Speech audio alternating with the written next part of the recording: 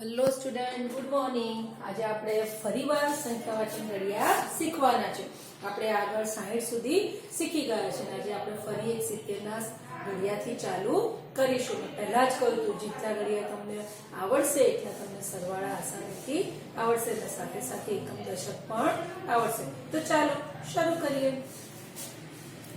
આપણો વિષય છે ગણિત અને આપણું હેડિંગ છે સંખ્યાવાચન ઘડિયા. આપણે 60 સુધી જોઈ ગયા, તો 70 થી શરૂ કરીએ.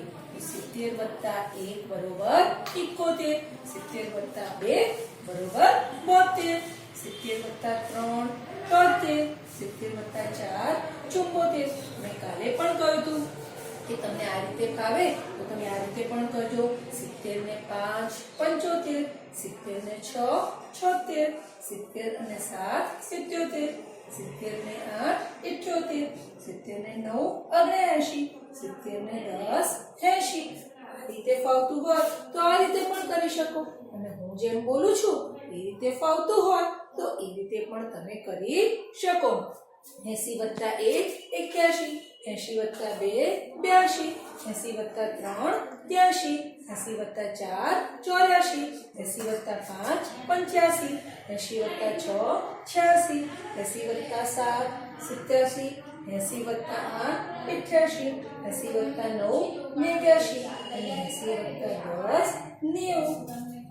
90 + 1 91, 90 + 2 92, 90 + 3 93, 90 +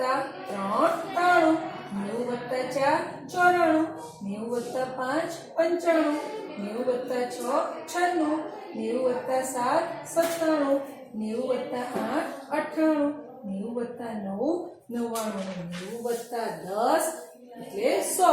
એટલે કે શું? 90 ની અંદર આપણે 10 ઉમેરીએ તો 100 થાય. આ સંખ્યાવાચન ઘડિયા આ રીતે કરવાના છે. આપણે અહીંયા સંખ્યાવાચન ઘડિયા પૂરા થાય છે. હવે આપણે નેક્સ્ટ ચેપ્ટર જે 8મું છે એકમ દશકનું એ કરવાનું છે. એટલે તમે આ મોડે કરશો તો એકમ દશકમાં આવી ખાલી જગ્યાઓ પણ આવે છે. તો તમે જેટલું મોડે કરશો એટલી તમને ખાલી જગ્યા ફટોફટ આવડશે. ઓકે, તો તમારે આ રેડી કરવાનું છે. Okay, good bye and take care.